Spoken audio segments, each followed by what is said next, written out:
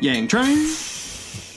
Alright, so unfortunately I didn't plan ahead of time to actually go ahead and bring my microphone that I can place in the middle of the table so that way you could easily hear what everybody was saying. So for the most part, none of the audio was clear in this clip. The only audio that was very clear would be my own because I was right behind the camera. Everybody else sitting at the table, you couldn't really hear them too well, so instead of sharing with you guys the actual audio from this tabling event, I'm just going to run through a quick synopsis of everything that happened during this event. I thought it was completely awesome. First of all, we had about 20 people show up. I was only expecting like 13 at the most, and I made this point too during the event. I want you to really look around at the people that are sitting at this table. They're all so diverse, all right? Different ages, different races, probably different political backgrounds. I know we had one gentleman who is most likely a Republican, a Trump voter in the past, right? The fact that this diverse group of people can all converge together, we all have a common purpose, a common goal, a common ideology, that in the word of Yang, right? That's just amazing to me. That shows real time that this Yang Gang is really diverse. Like, it's not just stuff that you see online. You really get to see the diversity of the group when you're actually meeting up with the people in your local area. It's like, it's insane. It was so nice to be there. Just one quick thing to note before I get into the topic of discussions that we had for the day. First of all, shout outs to Erin Conager. I'm probably pronouncing your last name wrong.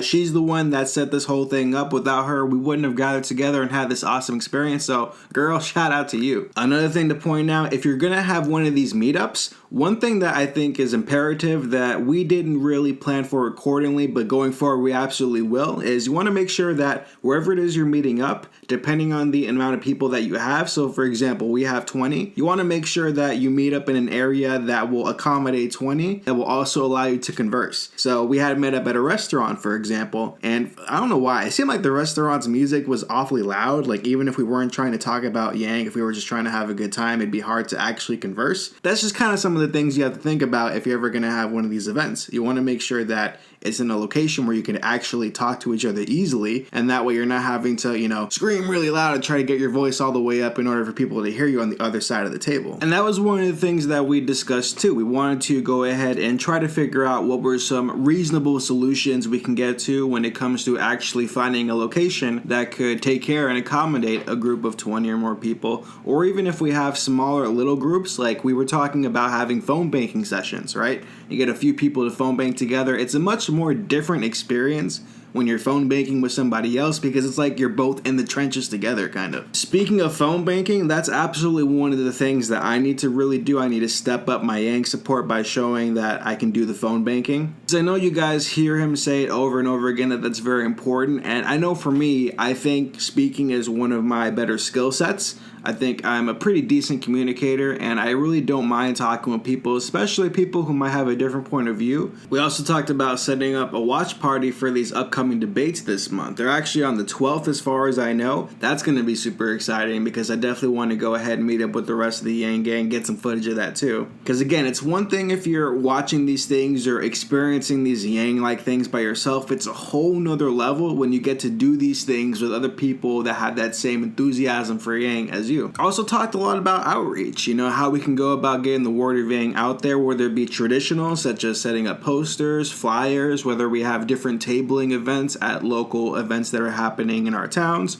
We just kind of discuss a lot of these details, and it's much easier to get a lot of these ideas out there when you're talking with a number of people that would be the people that would show up. Because then it makes hashing out the details for these upcoming events a lot more concrete because now you have a back and forth conversation that can take place real time. So we talked about getting a whole bunch of flyers printed out at some of the local universities, placing them around everywhere. We have a number of students that go to the same university. They're going to try to set up their own Yang Gang chapter in that school and do some good outreach there. So there's a lot of little things that can be done. One idea that a lady had brought up, because we were sitting right by a Starbucks, and for the cup, she put her name as Andrew Yang.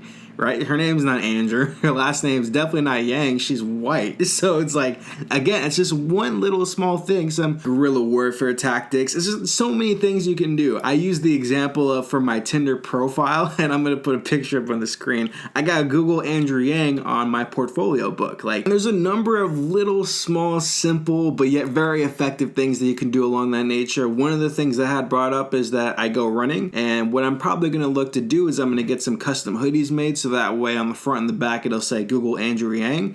Just little stuff like that. It's really funny, it's really ridiculous, but it's really a testament to this grassroots movement that Yang is. Also talked about doing some potential chalk work on concrete, get the chalk out, make some nice little designs, just Google Andrew Yang, whatever it takes, right? Whatever it takes. At one point, we even talked about going door to door to people's houses to also do some guerrilla warfare tactics, talk about Yang. And one point that I brought it to, it's very different when you're going to someone, whether it be door to door or just in general, right, out in everyday life. It's a much different vibe when all your goal is to get them to hear about Yang, potentially inquire, maybe have an interest in him, right? If that's your end goal, that's one thing. That's way different versus trying to go ahead and convert them right on the spot, right? Hey, I'm kind of blindsiding you out of nowhere. I want you to convert. I'm getting the baptism water, dip you in the water, yang gang. Like, it's way different if you're going that route. Whereas if you're just trying to be honest, like, hey, I have some information. I think it's really interesting. I want to share it with you. You can do with the information what you will. One of the Yang trained philosophies that I absolutely have is that the way we convert is not through confrontation, but through compassion, right? Actually hearing people out, just having open, honest conversation, being okay with disagreeing with people, understanding that that's a natural part of life. Ain't nobody in this world that you agree with 100%, and that's okay. I think respect really goes a long way. I think hearing people out really, really does go a long way. Think about it. In the micro, right, in that one instance, you have that conversation, it goes well, you guys don't really agree, but hear each other out, and that's all dandy. In the macro, when things really start to heat up and Yang continues to rise, that person that you talk to, for however long of a conversation it was, they'll remember back to that conversation with you. It's like, hey, that person was really reasonable. We talked about this Yang guy. I didn't really understand too much of what they were saying, or I wasn't really on board, but he continues to rise. I remember that conversation. That was a good person. I'm more inclined to give this guy a chance because of the experiences I had with some of his supporters. That says a lot. And that's the kind of data that you can't quantify on a chart. That's not something that you can put in a statistical sheet where you have measurements for it, right? That's really abstract, but that's that macro impact, that big picture impact, right?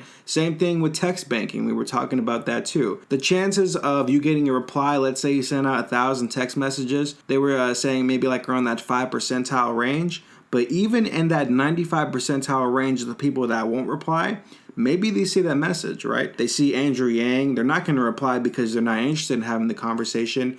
But maybe, just maybe, they take that next step and they Google him, right? And they actually like what he says. And again, there's no data for that. There's no statistics on that. There's no sabermetrics. There's none of that. You can't quantify that on the chart. There's no rating for that. But that's just a small sample of the macro big picture. You don't have to make somebody convert into a number immediately. You don't have to get somebody on board immediately. But through your actions, through the way you talk, that in the big picture will say a whole lot about Yang and his movement. Towards the end of the meeting, as we were wrapping up, we were all about to take a picture and disperse. One gentleman had brought up the point too, where he said, even if Yang is not the Democratic candidate, we have to make sure that no matter who is, we support and that we get them into office to obviously beat out Donald Trump. Naturally, everybody was pretty much on board, but there was one gentleman who kind of raised his hand and he's like, I'm sorry, I can't do that. If Yang's not the candidate, I can't really support everybody else. I'd much rather just deal with whatever Trump has or whatnot. And then from that, there was a little back and forth discussion between him and the person who had initially brought up the fact that we should, vote for whoever becomes a Democratic candidate. And here's the important thing about that. They had a discussion. They weren't yelling at each other. They weren't mad at each other. They weren't upset that they had a different point of view. It was a discussion. And I had brought up the point, it's like, look around at these people here. We got Asian people here. We got black people here. Some people here look like they're in the 60s. Some people might be in their 70s. I'm Spanish. I'm young, I'm millennial. There's a diverse group of people here. The fact that we can come together and we can have these kind of discussions, it's like, man, this Yang Gang stuff is crazy. And I told him, obviously I don't necessarily share the same sentiments, but I 100% respect your point of view. And more importantly, the fact that we can even have an environment where we can facilitate a discussion like this, man, that shit's beautiful, dog. I don't know what to tell you. That's awesome stuff. But that's going to do it for today's video, guys. Thank you so much for watching Yang Gang. If you guys are interested in memes or anything Yang goodness, you guys go and follow me down my socials down below. I will catch y'all in the next video. Yang Train!